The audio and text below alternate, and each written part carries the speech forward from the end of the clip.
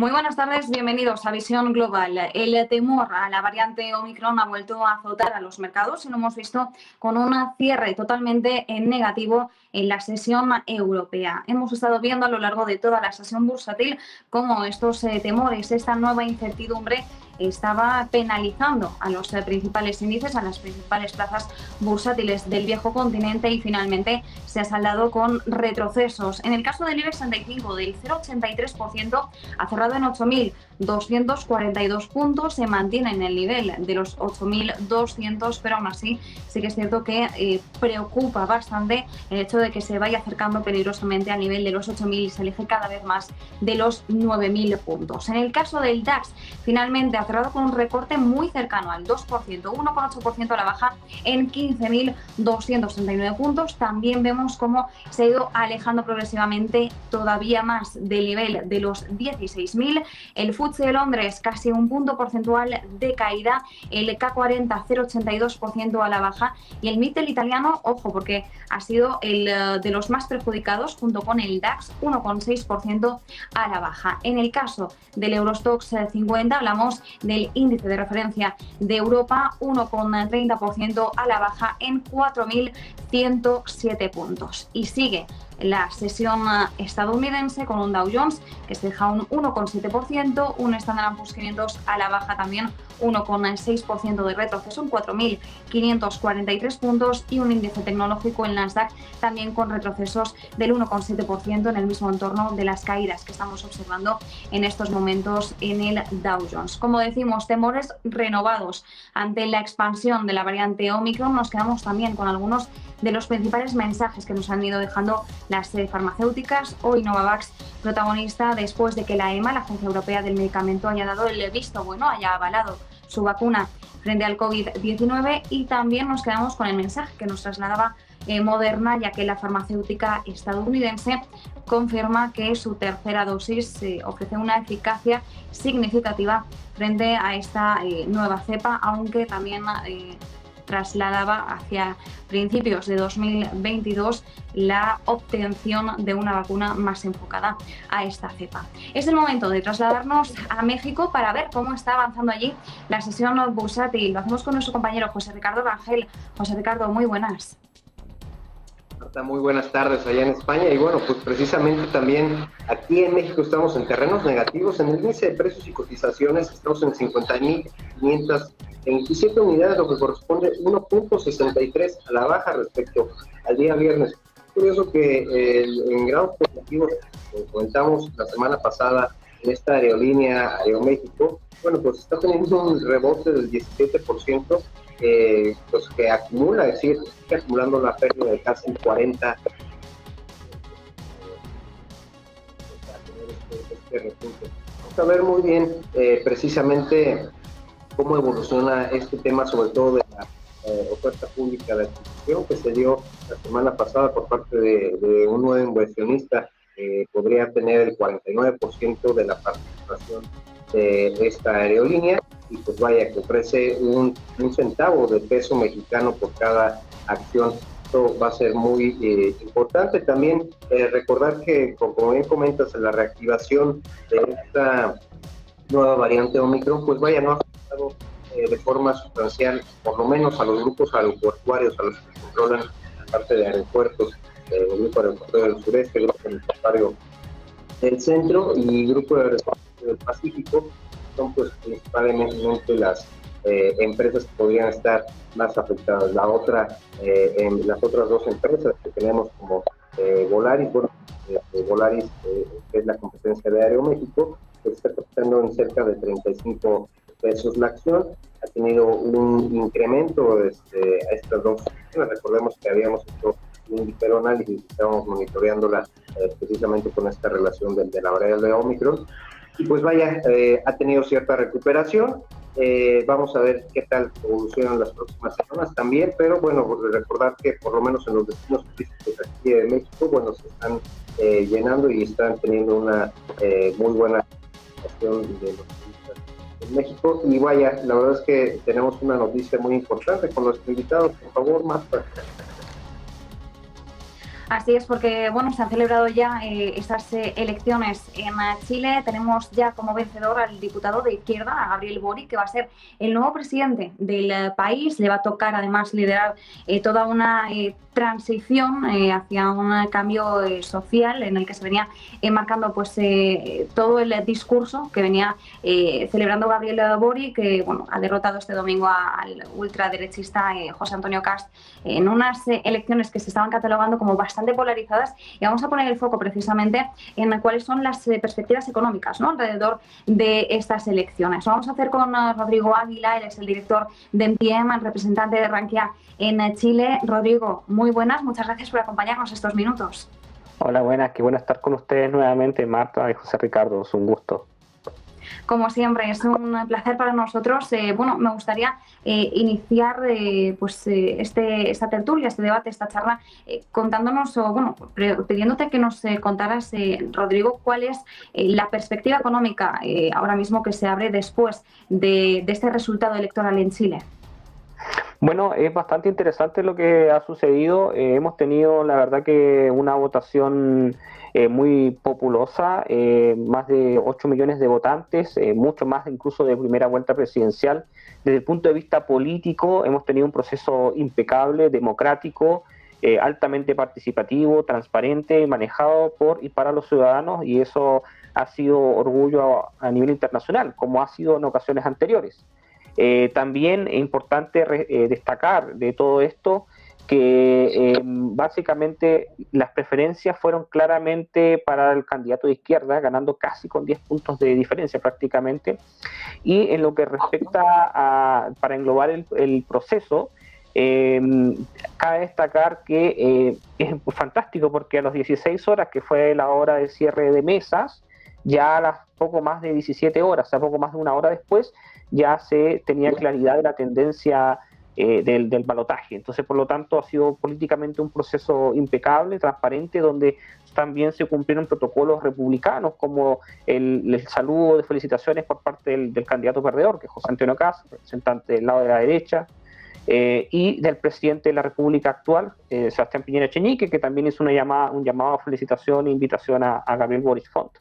En ese contexto, digamos, en lo político, en lo económico, hoy día los mercados abrieron con una baja importante en el SP/IPSA, que es el índice más importante de la Bolsa de Comercio de Santiago, llegando a un 7% de caída, después bajó se recuperó un poco un 3%, ahora hace poco que lo estaba revisando estaba en un menos 6,3%, es decir, ha habido una fluctuación dentro de un parámetro negativo. El dólar superó su máximo histórico, llegando a los 880 pesos en el mercado TC intercambiario, interbancario, perdón. Y bueno, la verdad que los mercados se esperaba que se pudiesen asustar un poco con los resultados de estos comicios en caso de que ganase la izquierda, digamos, por el proyecto de gobierno. Rodrigo, precisamente este proyecto de gobierno, ¿por qué razón tiene tan nerviosos a los mercados allá, y sobre todo los inversionistas de inversión privada, que entiendo tienen muy buenas inversiones allá en Chile? Bueno, como lo habíamos mencionado en entrevistas anteriores acá en este mismo espacio, en Chile venía desde el estallido social, que fue octubre de 2019, viene saliendo una gran fuga de capital. Más o menos, según cifras del Banco Central, superarían los 50.000 millones de dólares. Y todo este proceso ha venido con un movimiento propio fuerte de la izquierda política, donde quieren reestructurar básicamente varios ejes de hoy día del status quo del sistema liberal que predomina en la economía chilena.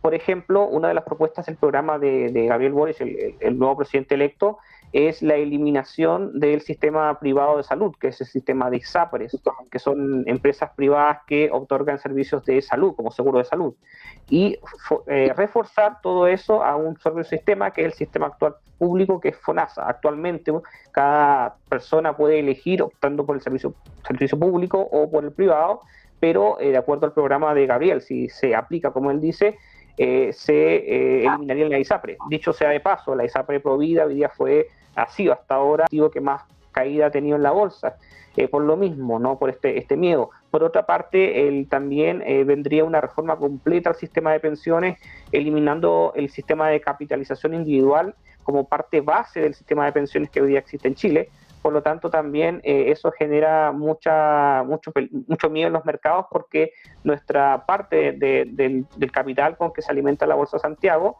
es capital proveniente de los ahorros de los trabajadores que cotizan en bolsa, por supuesto, para obtener capitalización por parte de las empresas cotizantes y por parte de los trabajadores obteniendo rendimiento para su futura pensión. Eso va a cambiar, o iría a cambiar de acuerdo a lo prometido por Gabriel Boric. Por otra parte, también viene un tema de alza de impuestos relevante. Se espera subir un poquito los impuestos a 7 UTM, el impuesto específico de los combustibles, el famoso IEC, que es un impuesto bastante polémico que nos afecta a todos, porque todos tenemos que pagar un litro de gasolina más caro, y Gabriel Boric espera aumentarlo. Gabriel Boric tiene un gran compromiso, una gran problemática. Se va a enfrentar este 2022 con un país que viene con un aumento en la deuda pública, más de 70.000 millones de dólares, que corresponde casi al 35% del Producto Interno Bruto, y además el cumplir todas estas promesas que se hizo, que la verdad que se va a necesitar fuerte recaudación fiscal.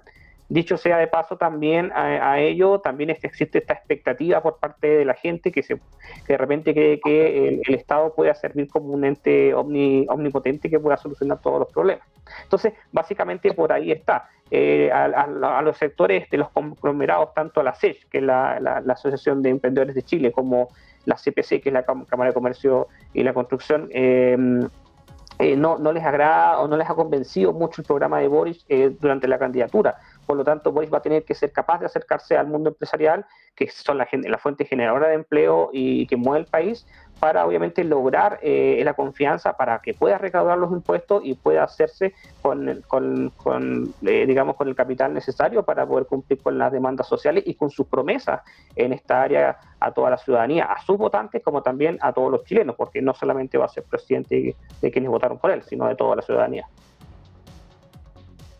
Rodrigo, precisamente quería preguntarte sobre este retiro y la forma como se manejan las pensiones allá en Chile. Entiendo que por lo menos aquí en México tenemos o podemos utilizar un retiro voluntario por despido, por desempleo, etcétera, una vez cada cierto tiempo. ¿Cómo están ustedes al respecto? Entiendo que no hay limitantes para poder disponer de su retiro. Platícanos, que sería interesante, y cómo podría afectar, pues ahora sí, con la discusión de este gobierno.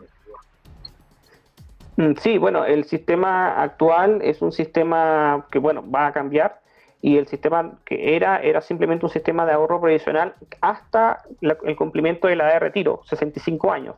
Es decir, hasta esa fecha no se podía sacar dinero, nada. En la fecha de retiro, o sea, la edad de retiro, la propia AFP hace un cálculo de acuerdo a la esperanza de vida que se tiene y divide la cantidad de ahorros por la cantidad de meses, ¿no?, que en realidad son de periodos, en cuanto divide ese ahorro, y genera con ese el monto de la pensión.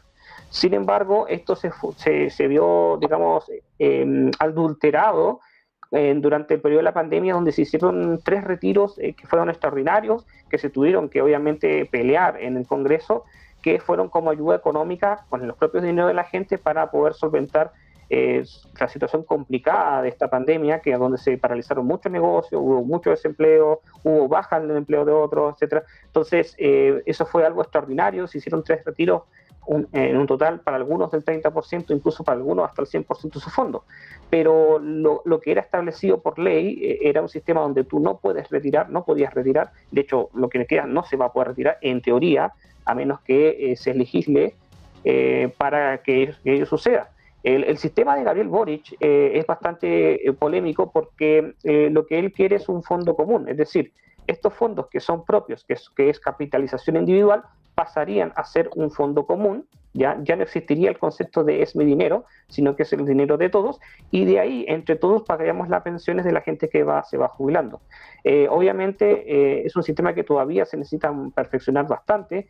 Esperamos que el equipo económico que apoya a Gabriel Boric y el propio Gabriel Boric tome una decisión con un proyecto de ley que sea bastante sólido, que va a tener que pasar por la Cámara de Diputados y luego el Senado eventualmente para que sea aprobado. Entonces queda mucho camino por recorrer, pero lo que sí se sabe es que el sistema de AFP, que es el sistema actual, no va a aguantar. Es decir, no hay consenso para que continúe tal como hasta el día de hoy se conoce. Perfecto, Rodrigo. Marta, yo creo que tienes ahí alguna pregunta, seguramente. Sí, bueno, yo ahora quería preguntarle a Rodrigo cuál es la perspectiva que se abre ahora, ¿no? Más allá de las perspectivas económicas, de la repercusión de la elección del candidato de izquierda, en el plazo de estos años ahora mismo que tenemos en adelante, ¿no? De liderazgo de izquierda, ¿cuáles van a ser las principales características, los principales cambios que se van a poder realizar, sobre todo pues en estos primeros 100 días de mandato, ¿no? Por establecer un baremo como solemos hacer de forma similar con Estados Unidos? Bueno, aquí no se toma el poder de inmediato, se toma recién el día 11 de marzo, va a ser el cambio de poder, donde Gabriel va a tomar el poder, va también a dar a conocer cuál va a ser su gabinete. Se espera que sean obviamente políticos ligados a los partidos que son parte de su coalición, que participaron en campaña, y de ahí viene un proceso obviamente de asentamiento, un proceso donde él tiene un plan que me imagino que ese plan va a tener obviamente dentro de un periodo ciertas normas. Recordemos que, por ejemplo, Michelle Bachelet, cuando en su segundo gobierno, ella entró muy clara con los 100 primeros días de gobierno, un plan muy claro donde de inmediato empezó a trabajar medida tras medida. Al final del día no se cumplió tanto como se había planificado, pero por lo menos empezó con ese espíritu.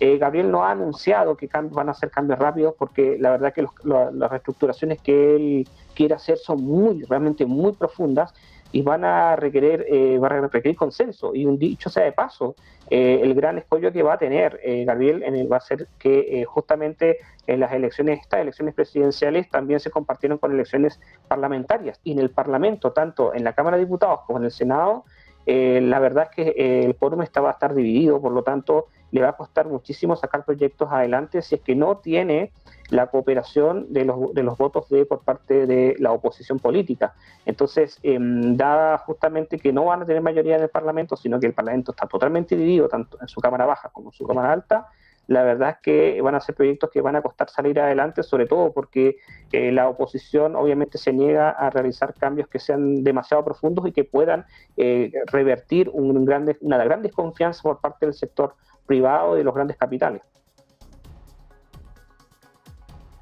Pues habrá que esperar definitivamente cómo evoluciona el próximo año esta toma de poder, ser pacientes y por lo menos la parte de las instituciones que supongo que estarán blindadas para estos cambios de gobierno, pues esperar cuál va a ser su reacción. Supongo que lo más importante será en cuestión del Banco Central. ¿Hay algún tipo de riesgo que esté observando? Bueno, el Banco Central ha estado en boga justamente este último tiempo, básicamente porque el Banco Central, lo hemos comunicado con algunos economistas, como por ejemplo con Humberto Calzada, economista en jefe de Rankia. El Banco Central de Chile está haciendo bien su trabajo, y por hacer bien su trabajo se le castiga desde el punto de vista popular. ¿Qué ha hecho? Ante las cifras que ha arrojado el Instituto Nacional de Estadística, el INE, que es la entidad acá que se encarga de dar a conocer cuál es el IPC, el Banco Central ha actuado de acuerdo a su mandato constitucional y ha aumentado la tasa de política monetaria, que es el instrumento que tiene constitucionalmente para, obviamente, manejar la inflación dentro de su banda objetivo, que es de 3% a vista 24 meses. Hoy día estamos terminando, actualmente en los datos oficiales alcanzamos un 6,7% de inflación en este año 2021, y se proyecta que estaríamos terminando el año ya ahora fines de diciembre, incluso superando el 7%, superando obviamente muy por encima por el objetivo del Banco Central. Es por eso que el Banco Central en la última subida de tipos ha subido 125 puntos base, llegando al 4% de tasa política monetaria. Ahora, ¿qué ha afectado esto? Esto ha encarecido el precio del dinero, lo que significa que los créditos hipotecarios han subido sus tasas. Habíamos tenido tasas históricas muy, muy bajas que llegaban incluso bajo el 3%, hoy día ya están arriba del 5%, se han reducido también por la falta de profundidad de liquidez en el mercado se han reducido los años para sacar créditos hipotecarios, es decir, va a estar mucho más difícil, ya está mucho más difícil para quienes puedan, por ejemplo, optar por el sueño de la casa propia. También todo lo que es créditos de consumo y créditos automotrices también han subido sus tasas. Entonces, estas medidas obviamente popularmente parecen muy malas, pero es lo que el Banco Central tiene que hacer para obviamente contrarrestar, de acuerdo a sus limitaciones, el proceso inflacionario que hemos estado viviendo por todo este año. Rodrigo Aguilar, te agradezco muchísimo de haber estado con nosotros y platicarnos todo el contexto de esta elección allá en Chile, y pues esperemos que llegue a buen rumbo, sobre todo para todos los ciudadanos allá en Chile, que les mandamos un fuerte saludo. Muchísimas gracias. Marta. Muchas gracias. Muchísimas gracias. Reiterar el agradecimiento expresado por José Ricardo. Rodrigo Ávila, como siempre, es un placer tenerte con nosotros aquí en Visión Global. Esperamos conectar contigo de nuevo también para conocer un poquito más cómo van esos avances. Y José Ricardo, como siempre, muchísimas gracias. Contigo volveremos a conectar mañana. Muchas gracias. Cuando quieran estaré aquí con ustedes.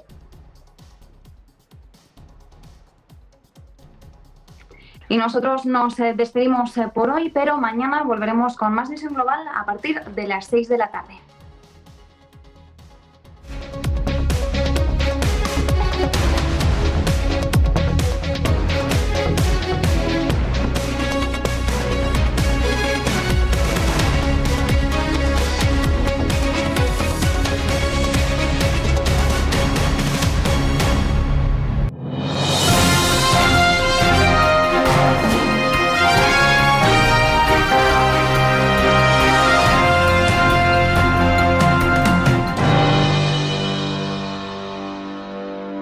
Bienvenidos a Negocios con Visila Bococo. Estoy súper feliz porque tenemos aquí con nosotros a Pedro Ramírez, un joven diseñador colombiano afincado en Estados Unidos, en concreto en la ciudad de Nueva York. Creo que no me equivoco, Pedro.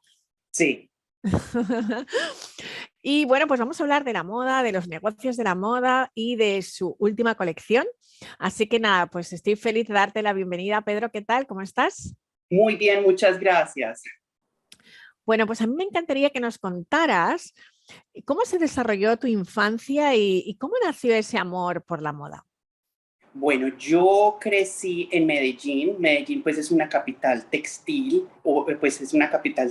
y entonces estaba muy envuelta en cosas pues Medellín es muy envuelta en cosas de los materiales textiles, de la moda y de todo eso. Yo me crié, mi mamá nos levantó sola porque pues ella quedó viuda muy joven y pues yo no conocí casi a mi papá.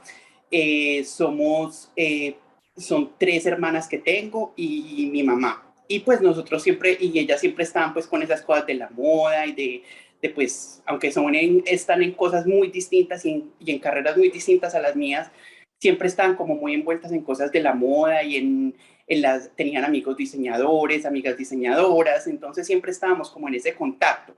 Y a raíz de eso yo empecé como a dibujar y todas las cosas que veía, y no solo pues en cuanto a cuestiones de ropa o figurines y de todo, sino que es que yo también veía texturas, porque pues hay mucha naturaleza allá en Colombia, muchas plantas que lo inspiraban a uno, y eso lo empezaba yo a aplicar. Y posteriormente yo empecé como a cortar retazos y tenía una maquinita chiquita, miniatura, y los hacía así en miniatura, y de ahí empecé pues a diseñar pues en eso y a pintar.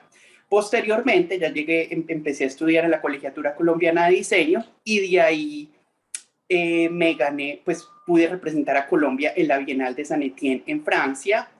Y de ahí pues empecé, pues, era incluso una colección inspirada en las esmeraldas, en cosas autóctonas de Colombia, pero yo les quise dar un enfoque futurista, o sea, que no sea siempre lo autóctono y todo eso, sino que tenga una pil para ciudades como Tokio, París, Nueva York y todo eso. Y eso ha sido pues lo que me impulsó. Y de ahí participé en el Bogotá Fashion Week, me gané una beca para estudiar aquí en Estados Unidos, y pues desde eso me vine acá y he estado pues trabajando desde eso. Empecé a trabajar con compañías como Jill Stewart, Polo Ralph Lauren y todas esas cosas, y pues ya posteriormente decidí montar una marca mía.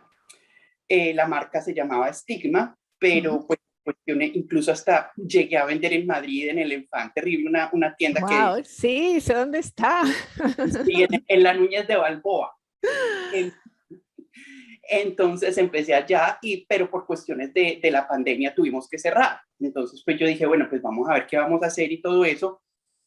Y pues en el taller que yo tenía empecé a drapear por el tiempo de la pandemia y todo eso, y decidimos abrirla, pero ya esta vez no como Estigma, sino como Pedro Juan. Entonces puse por todo el enfoque, todos los clientes que teníamos, y la puse como Pedro Juan, la marca, y aquí estamos, y lanzamos en Nueva York en la Semana de la Moda.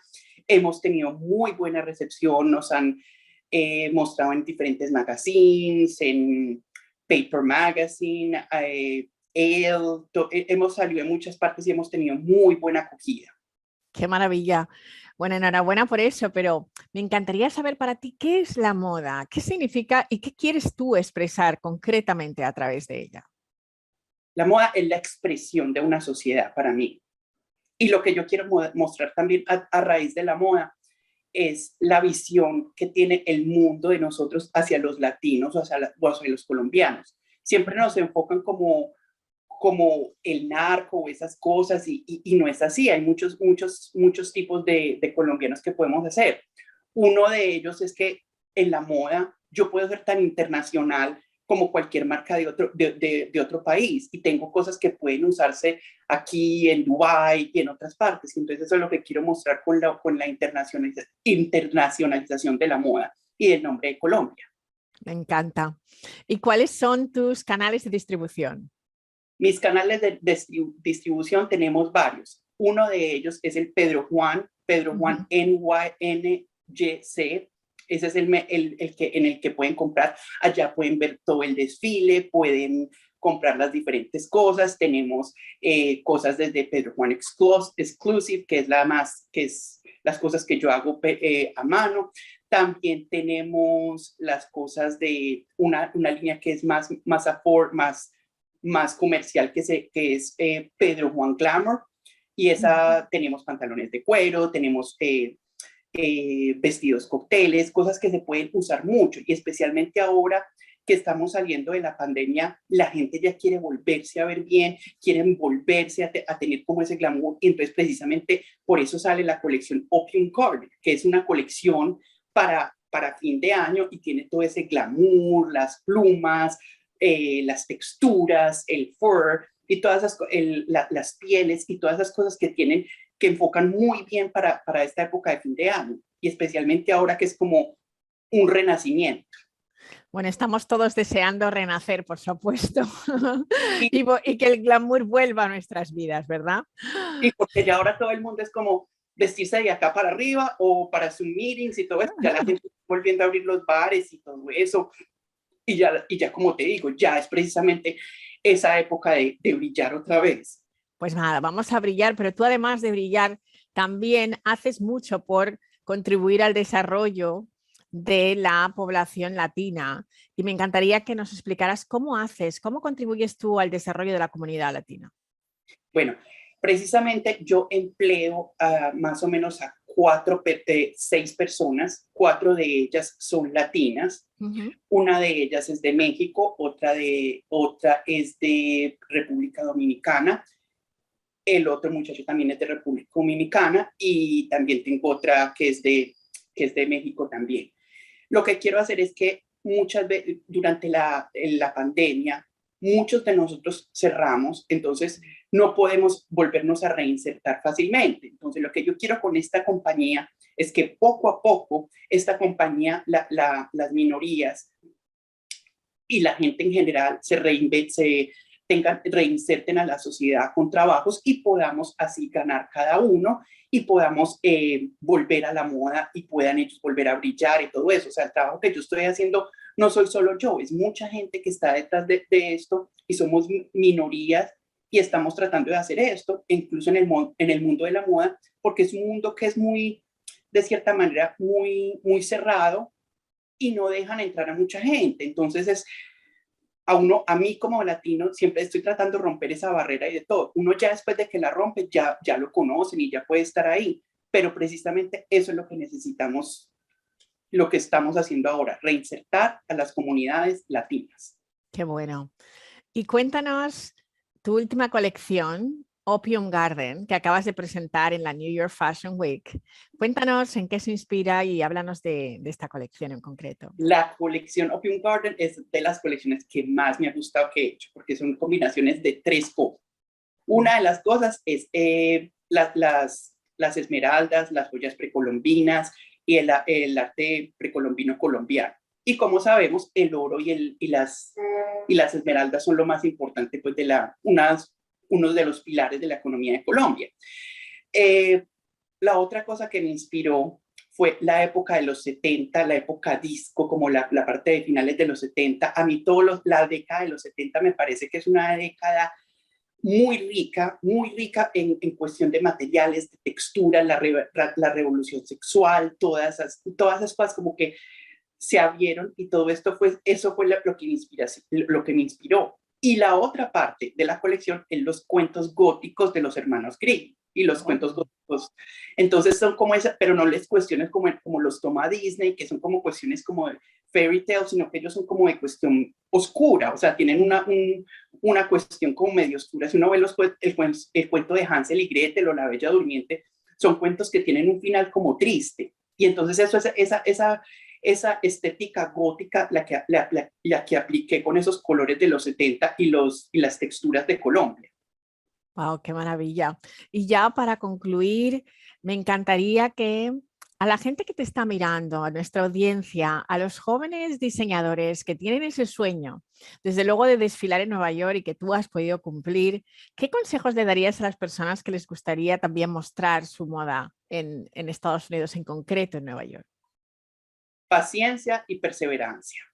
Paciencia y perseverancia es un proceso largo, es un proceso que se demora, pero una vez que se logra, uno llega a ser muy feliz. Perfecto. Bueno, pues millones de gracias, Pedro, por tu tiempo hoy. Te deseamos que sigas triunfando y que sigas trayendo brillo a la vida de muchas personas, y sobre todo que vuelva el glamour a Nueva York, que nos hace falta. No, y está volviendo, y todo está volviendo, y estamos muy contentos. Y queremos todos hacer partes, y ojalá algún día también pueda volver a España, y me gustaría mucho que... Desde luego, serás súper bien recibido, de eso no te quepa ninguna duda. Para los compatriotas españoles. Muchas gracias, Pedro, y muchísima suerte. Te deseamos siempre lo mejor. Bueno, pues muchas gracias, chao.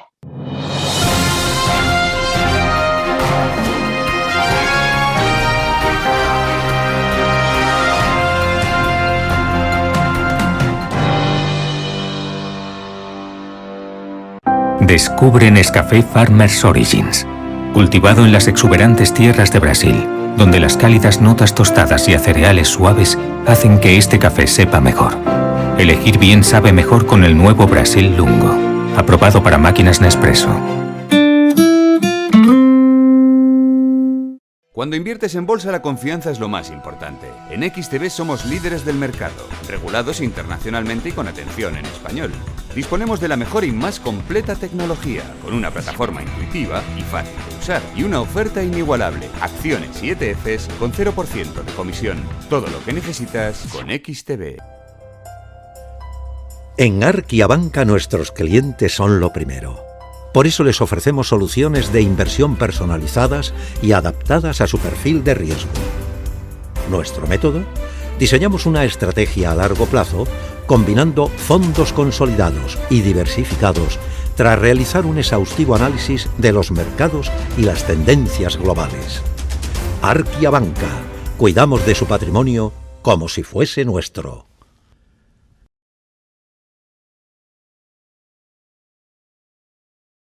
Volvemos a revolucionar el mundo del café. Con un solo botón, su innovadora tecnología de extracción prepara una crema generosa y distintiva, convirtiendo cada taza en un momento único, sea cual sea tu tamaño de taza preferido. Nuevo Vertuo. Lo extraordinario siempre roto con lo establecido. Nespresso. What else?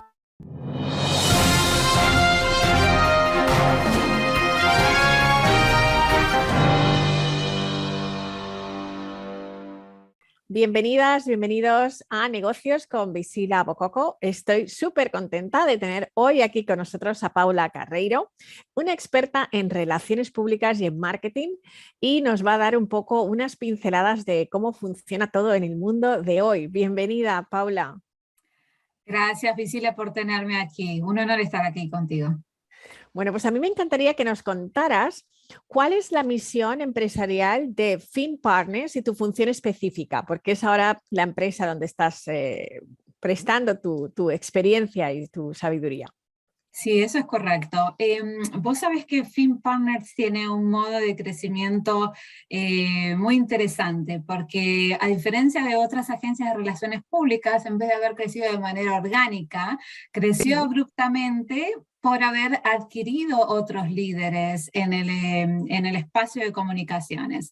Así que de un día para el otro se hizo uno de los grandes conglomerados en temas de relaciones públicas y comunicaciones a través de varios sectores y a nivel global. Y te cuento una cosa, estamos por expandir, por lo menos en la práctica en la que estoy yo, también la agencia en Latinoamérica. Así que eso es un punto interesante a considerar. Específicamente yo trabajo para la práctica de Travel and Lifestyle, viajes y turismo y estilo de vidas. Ok, hay diferentes departamentos. ¿Podrías decirnos un poco cuáles son los diferentes departamentos o industrias que representáis en el mundo de las relaciones públicas? Claro, están los especialistas en el área de arte, en tecnología, en salud, en relaciones con inversores.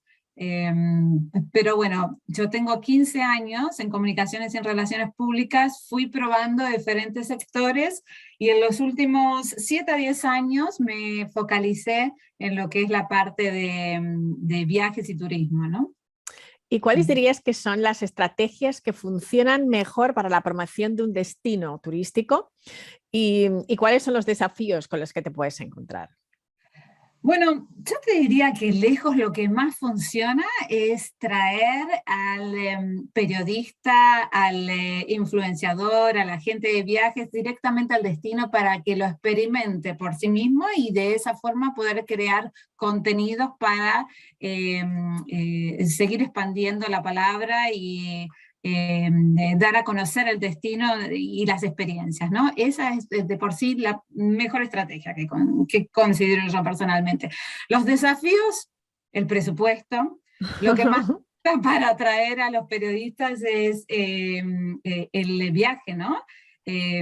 Siempre queremos hacer un hincapié en aquellos mercados que son más fuertes y mercados internacionales, y entonces el viaje, el transporte es la parte más cara. Y después tienes otros desafíos que son, bueno, cuando no puedes traer, como nos pasó ahora durante todo este tiempo de COVID, que no estábamos viajando, ¿no? ¿Cómo haces para generar conocimiento y que el destino esté todavía ahí en las publicaciones cuando existen medios que nunca estuvieron ahí y no lo conocen? Entonces uno de los desafíos principales es generar ese ángulo interesante para que sigan obteniendo cobertura.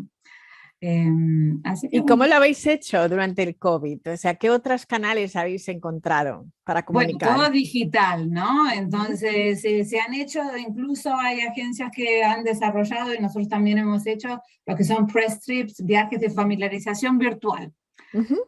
Muchos webinars, muchas conversaciones uno a uno. La base de relaciones públicas tiene mucho que ver con el relacionamiento con los medios y mantener ese contacto uno a uno, entonces es algo que no queríamos perder. Así que todo se hizo de manera digital y ahí seguimos. Otro de los desafíos, te diría, que me gustaría mencionar son los preconceptos de los destinos.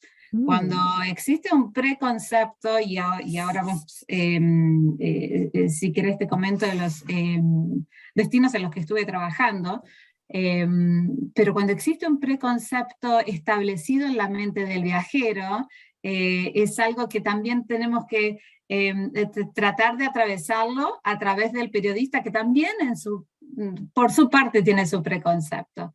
Así que es otro de los desafíos principales a tu pregunta. Es muy interesante. Y actualmente estás apoyando a las autoridades de turismo de Panamá, y de Dubái. Y me gustaría que nos contaras un poco estos proyectos en qué consisten, ¿no? Y qué buscan estos destinos en particular. Sí, bueno, ahora estoy trabajando para Visit Panamá, la Autoridad de Turismo de Panamá. Acabamos de lanzar una campaña muy interesante que se llama Vivir por Más, Live for More en inglés, y está basada en esta idea del ministro de Turismo de Panamá de apoyar el turismo sostenible, entonces apoyarse en las comunidades locales. El concepto es que quieren atraer a lo que ellos llaman el viajero consciente, un viajero que tiene ganas de experimentar y de estimularse y de transformarse a sí mismo a través de la experiencia del viaje. Entonces, teniendo en cuenta la abundancia que tiene Panamá en sus diferentes atracciones a través de la cultura, la biodiversidad, las actividades al aire libre, el contacto con el océano, todo ello te obliga a dar una transformación personal y a experimentar cosas que no se experimentan en otros lados. Y entonces Panamá no quiere posicionarse como un destino de relajación y para ir y desconectarse, no, un destino para estimular. Y esta campaña, Vivir por Más, es exactamente lo que está promocionando en este momento, lo cual me parece súper interesante. El otro destino en el cual trabajé, a lo que va la segunda parte de tu pregunta, es Abu Dhabi. Abu Dhabi es uno de los Emiratos Árabes, Dubái es otro. Y con Abu Dhabi también lo que estábamos promocionando, y yo trabajaba específicamente para atraer turismo de los Estados Unidos hacia Abu Dhabi, y posicionábamos el destino como un lugar único, un lugar extraordinario. De hecho el eslogan era tu historia extraordinaria. Y hablando de los preconceptos que estábamos hablando en la pregunta anterior, uno de los temas que teníamos que tener en cuenta es el preconcepto de lo que es un destino en el Middle East, ¿no? En una zona que puede ser considerada que riesgosa, lo cual no tenía nada que ver con el destino específico de Abu Dhabi, porque es súper seguro para las mujeres, pero al estar en el Medio Oeste ya es algo que tenías que trabajar con el periodista de antemano y ayudar a que transmita este mensaje de que era un lugar seguro. Así que los dos destinos muy interesantes en el que trabajé anterior y ahora en Panamá, súper contenta de estar empujando esta campaña. ¿Y cómo se capta a ese cliente sostenible? Ahora que se habla tanto, ¿no?, de ese turismo consciente y sostenible, vosotros trabajáis en todo Estados Unidos, entiendo, Sí. ¿y cómo hacéis esa captación de ese cliente, ¿no? Bueno, la campaña de Vivir por Más es una campaña global.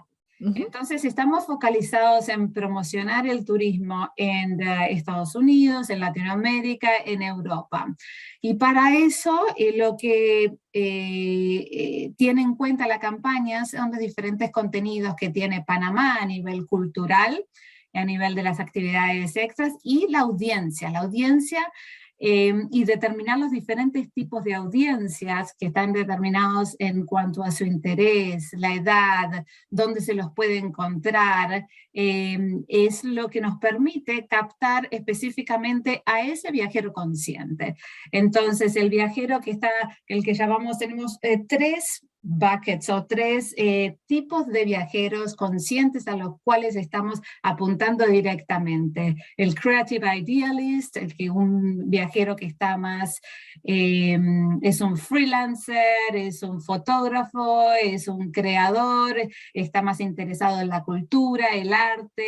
El Holiday Globetrotter es un viajero más milenio, más interesado en acampar, en esas experiencias más al aire libre, más joven, tal vez gastar menos plata en ese sentido. Y el otro bucket es el viajero, el history seeker, el que está interesado en la cultura desde un punto de vista de la historia, ¿no? La historia de Panamá tiene mucho que ver con el Canal de Panamá, el hecho de que ahí estuvieron los españoles anteriormente y los americanos después con la construcción del canal. Entonces, apuntando a estas 3 audiencias, es como también definimos los 3 mensajes y las plataformas que mejor funcionan para cada uno, ¿no? Wow, qué interesante, me encanta. Tu carrera siempre se ha visto centrada en el mundo de las relaciones públicas, pero hay algo que no te he preguntado y me encantaría saber desde tu punto de vista. ¿Qué son para ti las relaciones públicas? Bueno, para mí tiene que ver con la comunicación con diferentes tipos de audiencias, sea el gobierno, los inversores, los empleados, los medios. Ahí, en esta última parte, es donde está la clave de las relaciones públicas. Para mí, personalmente, tiene que ver más con las relaciones con los medios, con la prensa, hacernos amigos, ¿no? Y trabajar conjuntamente. ¿Y ese dirías que sería el secreto de tu éxito? Bueno, yo no sé si lo consideraría éxito, pero ahí estamos, seguimos trabajando y sí. El secreto de una buena relación pública, a pesar de todas las estrategias y tácticas, al final del día tiene que ver en el conocimiento y la cobertura de prensa. Entonces, la relación que uno mantiene con los medios es crucial para la profesión de relaciones públicas. A pesar de que uno sigue creciendo y obteniendo más roles con mayor autoridad, igualmente tienes que tener ese contacto uno a uno con el freelancer, con el escritor que va a viajar directamente al destino, con el editor. Eso no se puede perder. Y ya para concluir, me encantaría que nos dijeras ¿cómo se ha transformado el mundo de las relaciones públicas, ¿no? Tú que llevas tantos años, ¿y cuáles crees que son las tendencias que vamos a ver en el futuro próximo? Bueno, creo que lo que vemos ahora es que obviamente hay un traspaso del interés hacia la prensa escrita hacia lo digital, ¿no? Lo vimos con COVID y ya lo veníamos viendo una tendencia en ese sentido. Pero también vemos que hay menos texto, hay más visuales, hay más video, la atención, así como lo estamos viendo en diferentes plataformas en nuestros chicos, ¿no? Como cambia la atención de, ya no aguantan ver un video de YouTube de 1 minuto, tiene que ser 30 segundos de TikTok. Entonces lo mismo está pasando a todo nivel. Estamos compitiendo con el contenido, entonces el contenido tiene que ser más al punto. Las plataformas pueden ser que varíen más digitales, pero lo que yo veo que a través de todo este cambio de plataformas, lo que nunca varía es la importancia del mensaje y del contenido. Definir cuál es el mensaje principal que queremos comunicar, cómo queremos posicionar el destino, eso no cambia.